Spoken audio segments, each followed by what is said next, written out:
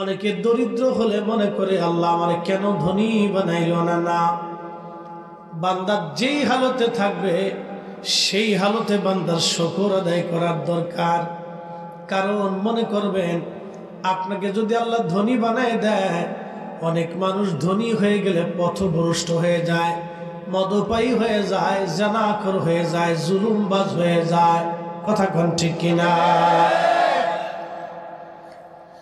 আল্লাহ আপনাকে দরিদ্র বানাইছে মানে জান্নাতের রাস্তা দেখাই দিছে। মনোযোগ দেন। একজন দরিদ্র মানুষ সারাদিন পরিশ্রম করে তিনি 500 টাকা রুজি করেন অথবা 1000 টাকা রুজি করেন, অথবা ওই দরিদ্র লোকটা 700 টাকা রুজি করেন। 500 টাকায় ধরলাম এই দরিদ্র ব্যক্তি 500 টাকা রুজি করিয়া এই 500 টাকা নিয়ে সন্ধ্যাবেলা বাজার সদাই করে মা বাবা ছেলে সন্তান স্ত্রী পুত্র পরিজন নিয়ে ডাল ভাত সবজি দিয়ে কোনো রকম খেয়ে রাত্রিবেলা এশার নামাজ পড়ে ঘুমাইলো। আবার ফজরের নামাজ পড়িয়া ওই আল্লাহর বান্দা দুনিয়ার কাজে আবার চলে গেল। ইলিয়াসগঞ্জবাসী দুনিয়ার কাজে যে লোকটা চলে গেল, ও বাবাজি গভীর মনোযোগ দিয়ে শুনিয়া যান। সে যে রাত্রিবেলা এশার নামাজ পড়ছে তার খাবারটা হালাল না হারাম? কথা কইতে হবে, খাবারটা একবারে বিশুদ্ধ পিওর খাবার। এই অবৈধভাবে সম্পদ যারা অর্জন করে দুনিয়ার থেকে রেখে চলে যায়, বলেন দুনিয়ার থেকে কি কোনো কিছু নিয়ে যাওয়ার সুযোগ আছে? আমি যখন দুনিয়াতে আসলাম আমি ল্যাংটা ছিলাম, আমি ক্ষীণ ছিলাম, দুর্বল ছিলাম, আমি একা গোসল করতে পারতাম না, খাইতে পারতাম না, আমি চলতে পারতাম না, পায়খানা পেশাবগুলি নিজেরটা নিজে সাফ করতে পারতাম না। আল্লাহ দয়া করে আমার মায়ের কলিজার ভিতরে আমার প্রতি অগাধ প্রেম আর ভালোবাসা সৃষ্টি করে দিলেন। আমার বাবার অন্তরে আমার প্রতি আল্লাহ দয়া সৃষ্টি করে দিলেন। অনেক বড় দয়া। শুধু বাবার অন্তরে দয়া দেয় নাই, আরো পারিপার্শ্বিক আত্মীয় স্বজন যারা আছে আমার প্রতি তাদের অন্তরে দয়া আল্লাহ দিয়ে দিলেন। শুধু দয়া দেন নাই, আপনি ছোট্ট শিশু, কেউ কোলে নেয়, কেউ কাঁধে নেয়, কেউ আদর করে, কেউ না চায়, কেউ খুশি করার চেষ্টা করে। কানলে বারবার দাদি চিল্লায়, এরে আমার নাতি কেন কান্দে? দাদির অন্তরে নাতির প্রতি ভালোবাসা আল্লাহ সৃষ্টি করে দিলেন। অনেক সময় দেখবেন বাবা মা সন্তানের চাইতে নাতি নাতকুরকে বেশি ভালোবাসে। এটা কিন্তু সত্য। আপনি যখন গর্ভে আসছেন তখন মার স্বপ্ন, বাবার স্বপ্ন। ধীরে ধীরে বড় হলেন, এখন বৃদ্ধ হয়ে গেলেন, কবরে চলে গেলেন। আপনার ছেলে আছে, ছেলের পরে নাতি। আপনি মারা যাওয়ার পরে ছেলেটা বাবার কবরের পাশে আসবে, নাতিটা হয়তো কোনো সময় ভুলে বলে আসবে। নাতি দাদার কথা তেমন মনে রাখে না, এটা বাস্তব থেকে বলতেছি। দাদা দাদির কথা নাতি তেমন মনে রাখে না, 50-50। এই দুনিয়ারই শূন্য, একেবারে কিছুই না। সামান্য সময়ের জন্য আমরা দুনিয়াতে আসছি, আবার আমরা চলে যাব। কতটুকুন আমাদের হায়াত, বান্দা কোন হালতে, কোন জায়গায়, কোন অবস্থায় মারা যাবে আল্লাহ ছাড়া আর কেউ জানে না। ওয়ামা তাদরি নাফসুম মাযা তাকসিবু গাদা। আগামী সময় আমার আপনার নসিবে কি আছে আল্লাহ ছাড়া কেউ জানে না। নসিবের খবরই বলার সুযোগ আমাদের নাই। আল্লাহ রাব্বুল আলামিন কলম সৃষ্টি করলেন। কলম সৃষ্টি করার পরে কলমকে বললেন, কলম তুমি লেখো। কলম বলে, হে রব তুমি আমারে লেখার জন্য সৃষ্টি করলা, আমি কি লিখবো আপনি বলে দাও, আপনি বলে দেন। আল্লাহ বলেন, উক্তুব মাকাদিরাল খালক, তুমি সৃষ্টির তকদির লিখতে থাকো। একটা গাছের ভাগ্য কি হবে দেখেন আল্লাহ কিভাবে তকদির মিলিয়েছে। একটা গাছের ভাগ্য কি হবে আল্লাহ লিখলেন। ওই গাছ থেকে কতগুলি আম পড়বে, কতগুলি আম পাবে, এই আমগুলি কারা কারা নসিবে হবে আল্লাহ তাও ওই লিখে ফেললেন। একটা বিড়ালের ভাগ্যের মধ্যে কি আছে আল্লাহ লিখলেন। একটা ছাগল কি পরিমাণে বাচ্চা দিবে, কি পরিমাণ দুধ তার মালিককে দিবে, কে দুধ খাবে আল্লাহ তাও লেখাইলেন। শুধু লেখে নাই, কলম অদ্যাবধি পর্যন্ত লিখতেছে, আগে আগামীতেও লিখতে থাকবে। নবী বলেন আমি মেরাজে যাওয়ার পরে ওই কলমের আওয়াজের খসখস খসখস আওয়াজ আমি শুনেছি। একবার জোরে বলা যাবে কি সুবহানাল্লাহ? তাহলে তকদির আমাদের হাতে না আল্লাহর হাতে? আগামী মুহূর্তটা আমাদের জন্য কি আসবে আমরা কেউ জানি না। যেহেতু জানি না, সেহেতু দুনিয়াতে আমার চলনটা আল্লাহর আইনে হওয়ার দরকার। কথা ঠিক কিনা? বুদ্ধিমানরা আল্লাহর নিয়ম অনুযায়ী চলে। এই আগুন জ্বালানোর জন্য ওই দেশের মহিলারা মানত পর্যন্ত করলো যে আমাদের আশা যদি পূর্ণ হয় তাহলে ইব্রাহিমের আগুন জ্বালানোর জন্য আমরা খড়ি সংগ্রহ করে দেব, কাঠ সংগ্রহ করে দেব।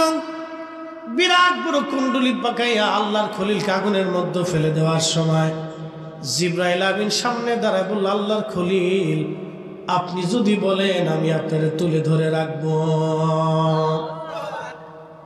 আল্লাহর খলিল আপনি যদি বলেন আপনার আমি তুলে ধরে রাখবো। ইব্রাহিম ডাক দেখে, জিবরাইল আমার আল্লাহ কি দেখে না? এই পৃথিবীর মধ্যে আমি ইব্রাহিম খলিল ছাড়া আল্লাহর তো আর কোনো খলিল নাই। আমি খলিল ছাড়া তো আল্লাহর আর খলিল নাই। তোমার সাহায্যের আর কোনো প্রয়োজন নাই। তুমি আজ জিবরাইল চলিয়া যাও। আল্লাহ যদি আমার আগুনের মধ্যে পোড়ায় তো আমি পড়ে যাব, আর আল্লাহ যদি বাঁচায় তো আমি বেঁচে থাকবো। তোমার সাহায্যের কোনো প্রয়োজন নাই, আমার জন্য আল্লাহ যথেষ্ট। হাসবুনাল্লাহু নি'মাল ওয়াকিল, নি'মাল মাওলা ওয়া নি'মান নাসীর।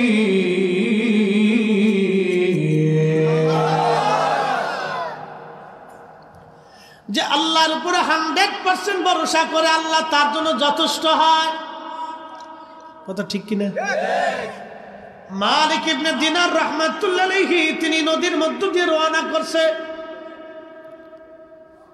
নৌকার মাঝখানে, নদীর মাঝখানে নৌকা চলে গেল। উনি নৌকায় বসা, মাঝি এসে বলল, আল্লাহর বান্দারা আমার ভাড়া দেন। সবাই ভাড়া দিছে, কিন্তু মালিক ইবনে দিনার ভাড়া দেয় নাই। মাঝি বলে, বৃদ্ধ তুমি ভাড়া দাও। মালিক ইবনে দিনার দিনহীন জাহেদ ছিলেন, একেবারে জীর্ণ শীর্ণ পোশাক পরা ছিলেন। মালিক ইবনে দিনার ডাক দেয় বলে, মাঝি ভাড়া দিব, আমার কাছে কোনো পয়সা করি নাই। আমি আল্লাহর পথের পথিক, আমি একবার দিনহীন মুসাফির, আমি একবারে দিনহীন, আমার কাছে কোনো পয়সা করি নাই রে মাঝি। মাঝি ডাক দেখাই, আল্লাহর বান্দা পয়সা যদি না দাও ঘাড় ধাক্কা দিয়ে তোরে নদীর মধ্যে আজকে ফেলে দেব। মালিক ইবনে দিনার অনুনয় করে, মাঝি রে না মাঝি, আমার কাছে কোনো পয়সা করি নাই। হযরত আসাল কান্নিকে পাইলেন খুঁজে, কিন্তু আরাফাতের মাঠে একটা গাছ ছিল, ওই গাছের নিচে তিনি নামাজ পড়তেছিলেন। হযরত ওমর গেলেন, দেখতেছে খুব জীর্ণ শীর্ণ, চোখের কোনায় পানি, একজন আল্লাহর বান্দা, চুল দাঁড়িয়ে এলোমেলো, পোশাকগুলি তালিযুক্ত, সিরা মোটা পশম দিয়ে তৈরি করা জুব্বা গায়ে দেওয়া, একেবারে ক্ষীণ জীর্ণ শীর্ণ, খুব ধীর স্থির ভাবে নামাজ পড়তেছে, কোনো চিন্তা নাই, কোনো ভাবনা নাই। সেজদার মধ্যে আসে তো সেজদার মধ্যে পড়ে পড়ে আল্লাহর সাথে কথা বলতেছে। দীর্ঘ নামাজ শেষ হওয়ার পরে হযরত ওমর সালাম দিলেন। সালামের জবাব দেওয়ার পরে ওয়াসাল কান্নি বলেন, আপনারা কারা? হযরত ওমর বলেন, আমি হযরত ওমর, আমার সাথে আলী কাররামাল্লাহু ওয়াজ। ওয়াসাল কান্নি রাদিয়াল্লাহু আনহুর গায়ের চাদরখানা বিছাই দিয়া বলেন, আপনারা রাসূলুল্লাহ সাহাবী খলিফাতুল মুসলিমিন আর আলী কাররামাল্লাহু ওয়াজ, আপনারা কত বড় ইজ্জতওয়ালা লোক, আমার কাছে আসছেন, আপনাদেরকে মেহমানদারি করার মতো কিছুই আমার নাই। আমার এই সিরা চাদরখানা বিছাই দিলাম, দয়া করে আমার এই চাদরে আপনারা বসেন। ইব্রাহিম আলাইহিস সালাতু ওয়াস সালাম আগুনের মধ্যে পড়ে, আল্লাহ ডাক দিলেন ইয়া নারু কুনি বারদাও ওয়া সালামান আলা ইব্রাহিম।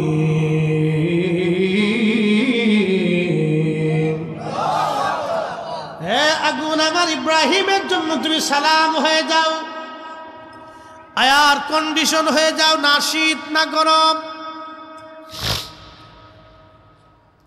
আগুন তুমি সালাম হয়ে যাও, না শীত না গরম হয়ে যাও। এখন আমার প্রশ্ন জবাব দিবেন, আগুনের ভিতরে কি অক্সিজেন থাকে? আগুনের ভিতরে অক্সিজেন থাকে না। ইব্রাহিম আলাইহিস সালামের মা ডাক দেখি, ইব্রাহিম, আল বেদার ভিতরে ইমাম ইবনে কাসির লিখছে, ইব্রাহিম তোমার রব রে বলো আমি তোমার কাছে যাব, আমি তোর কাছে যাব ইব্রাহিম, আমি মার আর সহ্য হয় না। মা তো মা, পৃথিবীর মধ্যে নিঃস্বার্থভাবে আপনাকে যে ভালোবাসবে তিনি মা, তিনি মা, তিনি মা। মায়ের ভালোবাসার মধ্যে কোনো স্বার্থ থাকে না। কথা কোন ঠিক কিনা? লাখে লাখে মানুষ আল্লাহর খলিল বলল, রব আমার, আল্লাহ আমার মা আমার কাছে আসতে চায়। রব্বে করিম বললেন অনুমতি দিলাম। ইব্রাহিম আলাইহিস সালামের মা তার সন্তানের কাছে গেলেন, সন্তানকে আদর করলেন। ইব্রাহিম আলাইহিস সালামের শরীরে ঘাম ঘাম আসতে লাগলো। মা যাইয়া আঁচল দিয়ে ইব্রাহিমের ঘামগুলি মুছে দিলেন। একবার জোরে বলা যাবে কি মারহাবা? আল্লাহ বলেন, হে ঈমানদার, তুমি আমি আল্লাহর কাছে সাহায্য চাও সবরের মাধ্যমে এবং সালাতের মাধ্যমে, নামাজের মাধ্যমে। তুমি আমি আল্লাহর কাছে সাহায্য চাও সালাতের মাধ্যমে এবং সবরের মাধ্যমে, ধৈর্যের মাধ্যমে সাহায্য চাও। ইন্নাল্লাহা মা'আস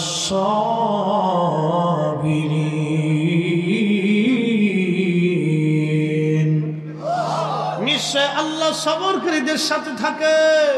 কথা বলে ঠিক কিনা? নিশ্চয় আল্লাহ সবরকারীদের সাথে থাকে। যারা ধৈর্য ধরে আল্লাহ তাদের সাথে থাকে। এই জন্য ধৈর্যের ফল সুন্দর হয়, ধৈর্যের ফল সুন্দর হয়। যারা ধৈর্য ধরে আমার আল্লাহ তাদের রেজাল্টটাকে সুন্দর করে দেয়। ইলিয়াসগঞ্জবাসী হযরত মালিক ইবনে দিনার রাহমাতুল্লাহ আলাইহি মাঝি বারবার বলে, মালিক তাড়াতাড়ি করে তুমি ভাড়া দাও, নাহলে ঘাড় ধাক্কা দিয়ে পানির মধ্যে তোমাকে ফেলে দিব। মালিক ইবনে দিনার আল্লাহকে ডাক দেখায়, রব আমার কাছে তো কোনো পয়সা নাই, আল্লাহ তুমি তো জানো আমি তোমার সব দিয়ে দিছি। আল্লাহ হাত বাড়ায় দিলাম, ইজ্জত তুমি আমার আজকে বাঁচায় দাও। নদীর মধ্যে হাত বাড়াই দিলেন। আল্লাহ মাছের ডাক দেখায়, মাছে ফেরেশতাদেরকে আল্লাহ বলেন, যাও প্রত্যেক মাছের মুখের মধ্যে করে একটা করে স্বর্ণের দিনার দিয়ে আসো। আর মাছকে বললেন, মাছ নদীর নৌকার চারপাশে আসিয়া স্বর্ণের দিনারগুলি মুখে নিয়ে আমার ইব্রাহিম আমার মালিককে হাত বাড়াই দিয়েছে, আমার মালিকের সামনে যাও, আমার মালিকের যতগুলি পয়সা লাগে তত যেন নিয়ে যায়। একবার জোরে বলা যাবে কি সুবহানাল্লাহ? মালিক ইবনে দিনার বলেন, মাঝি যতগুলি তোমার দিনার লাগে নিয়ে নাও, তোমার নৌকার ভাড়া। এই দৃশ্য দেখলে মাঝি আর হুঁশ আছে? মাঝি কয়, হুজুর চিনতে পারে নাই, আমার ভুল হয়ে গেছে, আমার পয়সা লাগবে না, বিনা পয়সায় নদী পার করে দিলেই তো জীবন ধন্য। আল্লাহু আকবার। তেলের গাড়ি তেলে চলে,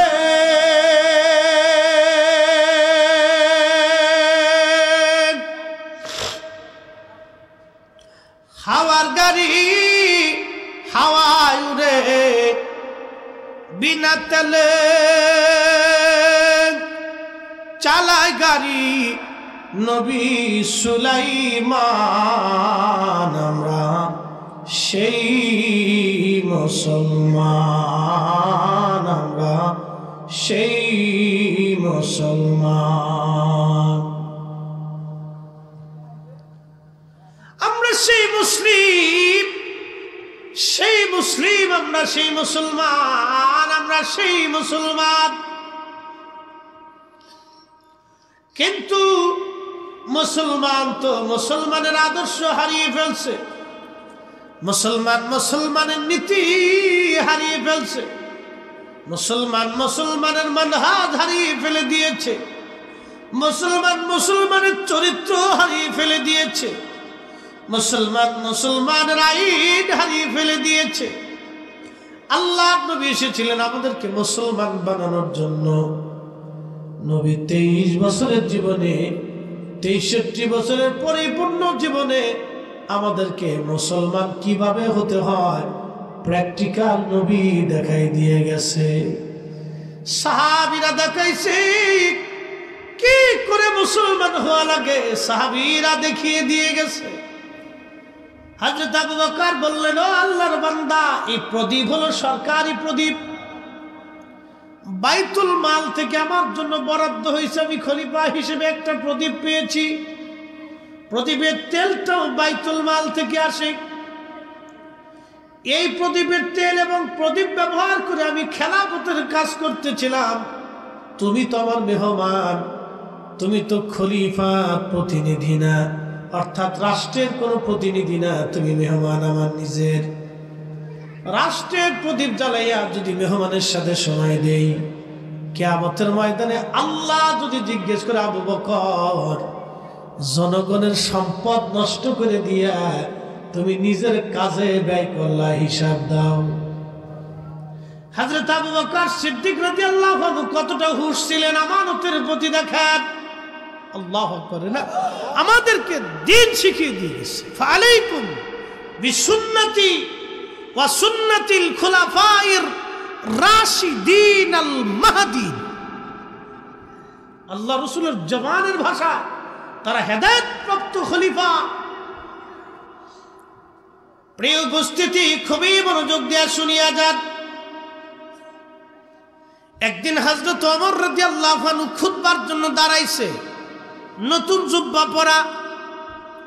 এক যুবক দাঁড়ায় বলল, আমিরুল মুমিনিন দাঁড়ান, খুতবা পরে দিবেন আপনি, আগে আপনি জবাব দেন, আপনি এত সুন্দর জুব্বা কোন জায়গা পাইছেন?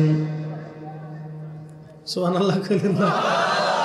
আল্লাহু আকবার, এত সুন্দর জুব্বা কই পাইছেন? হযরত ওমর চোখের কোণা দিয়ে পানি এসে গেল, ডাক দিয়ে বলল, যুবক, সুন্দর প্রশ্ন করেছো তুমি, তোমার এই প্রশ্নের জবাব আমি দেব না, আমার ছেলে আব্দুল্লাহ ইবনে ওমর দিবে। তিনিও নবীর সাহাবী, বিশিষ্ট মুফতি সাহাবী, তাও মুহাদ্দিস সাহাবী। মারহাবা কইলেন না?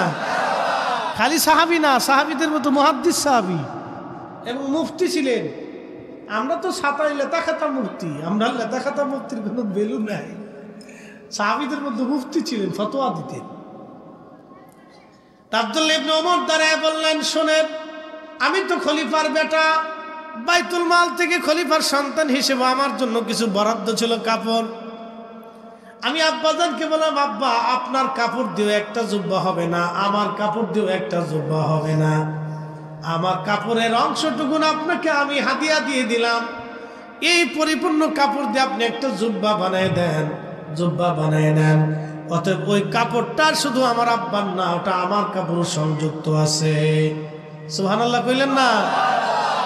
মুসলিম মিল্লাতের খলিফা, কাপড় বরাদ্দ ছিল কতটুকুন দেখেন তো, কত বড় মুসলিম মিল্লাত।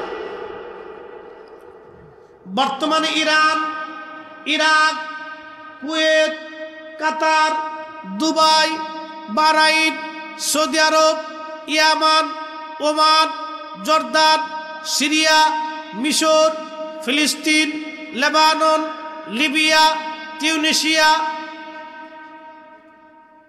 বিরাট অংশের খলিফা হযরত ওমর। সেটা বলবেন না মারহাবা?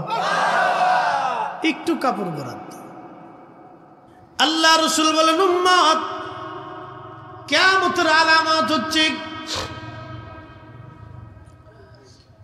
কিয়ামতের আলামতের সুগরা হলো তালাকের সংখ্যা প্রচুর পরিমাণে বাড়বে। এত পরিমাণে তালাক হবে, শুধু স্বামী স্ত্রীর তালাক হবে তালাক। আমি পরিসংখ্যানের খবরে দেখলাম চাঁদপুরে সারা বাংলাদেশে তালাকের সংখ্যা বেশি। চাঁদপুর জিন্দেগি তোর যাইরে ফাঁকি দিয়া রে সোনার আদম, জিন্দেগি তোর যায় ফাঁকি দিয়া। ও আদমরি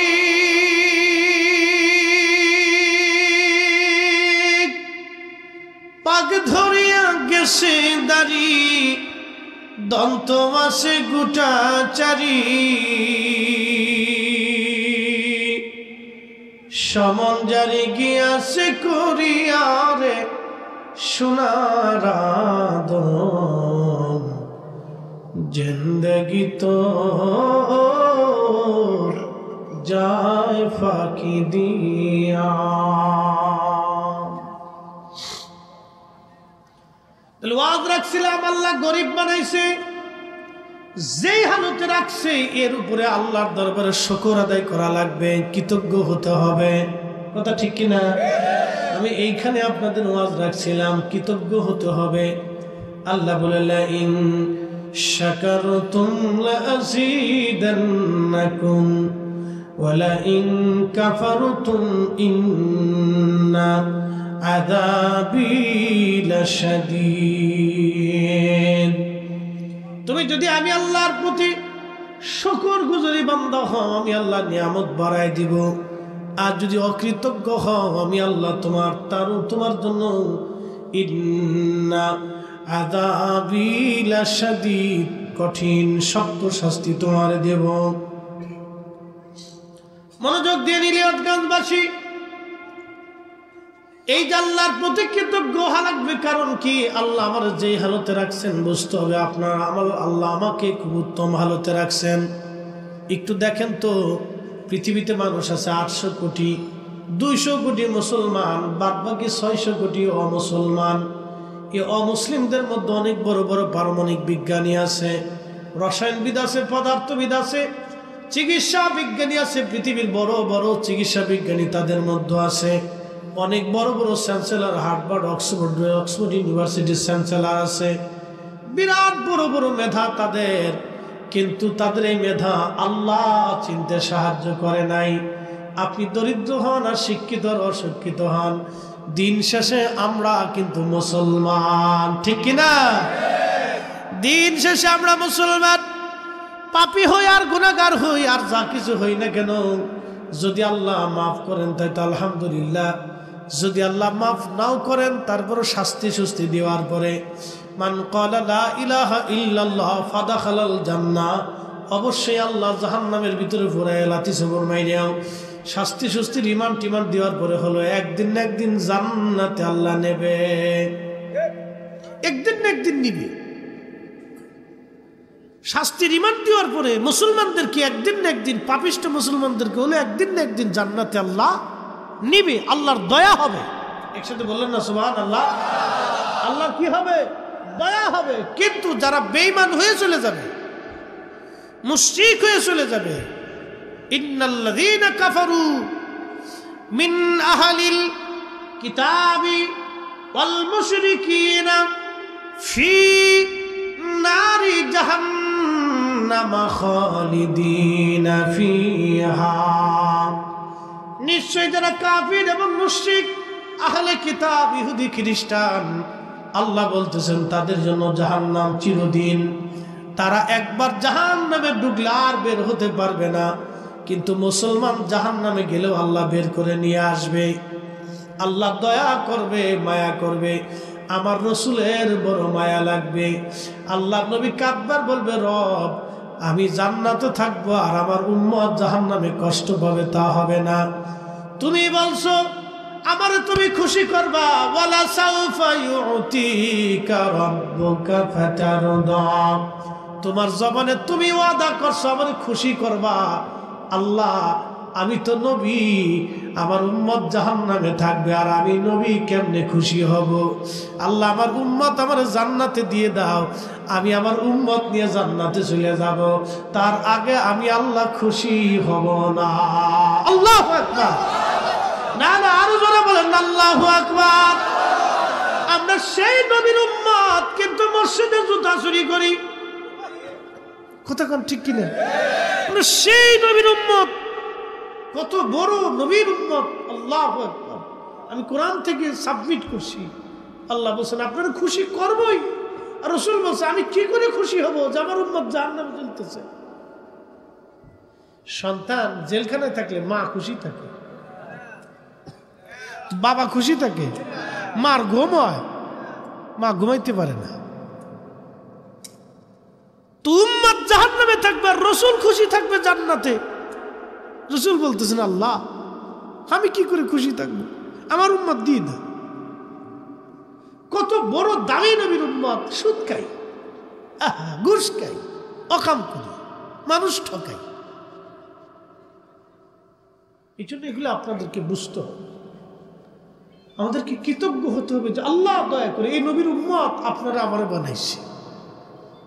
যোগ্যতা কিন্তু আমাদের কিছু নাই, আল্লাহ দয়া করে বানাইছে, এটা অনেক বড় পাওয়া। এই জন্য কৃতজ্ঞ থাকবেন, শুকর করবেন, আল্লাহ তার রসুলের দিকে নিজেকে রুজু করে রাখবেন। ভুল হয়ে গেলে আল্লাহর কাছে মাপ চাইতে থাকবেন, আল্লাহ ভুল হয়ে গেছে, হাইয়া আল্লাহ সালাহ বলার পরে দৌড়ায় মসজিদে চলে আসবে। আমাদের কাজ হচ্ছে এগুলো, আনুগত্য করা। কুকুর সারাদিন আপনি সকালবেলা ওর একটা ভাঙ্গা বাসনের ভিতরে আপনি খাবার দিছেন, তাও কোন খাবার আপনি দিলেন? উচ্ছিষ্ট খাবার, পচা গলা। দামি কোনো খাবার আপনি দেন নাই, পচা গলা। এই পচা গলা খাবার খাইয়া এই কুত্তা আপনার বাড়ি পাহারা দিল। আপনি শীতের মধ্যে কম্বল মোড়া দিয়ে ঘুমান, এই কুত্তা ঠান্ডার মধ্যে থরথর থরথর করে কাঁপে আর আপনার বাড়ি পাহারা দেয়। আপনি কিন্তু ঘুমাইছেন, কুকুর ঘুমাই নাই, সারা রাত্র আপনার বাড়ি পাহারা দিয়েছে। এই কুত্তাটা আপনার বাড়ি খাওয়ার পরে নাফরমানি করলো না। আপনি মাত্র 2 বেলা তারে খাবার দিয়েছেন, অথবা 3 বেলা, ফসা গলা উচ্ছিষ্ট। এই কুত্তাটা আপনার বাড়ি খাইয়া নাফরমানি করলো না, কিন্তু আল্লাহ আপনার এত কিছু দেওয়ার পরে আপনি নাফরমানি করলেন। তার মানে বোঝা গেল আমাদের মতো নাফরমান আর কেউ নাই। কথা বল না কে? কুকুর থেকে বুঝে যেতে হবে, কুকুর থেকে আমাদের অনেক শিকার আছে, অনেক কিছু বুঝার আছে, কুত্তা থেকে বুঝার আছে।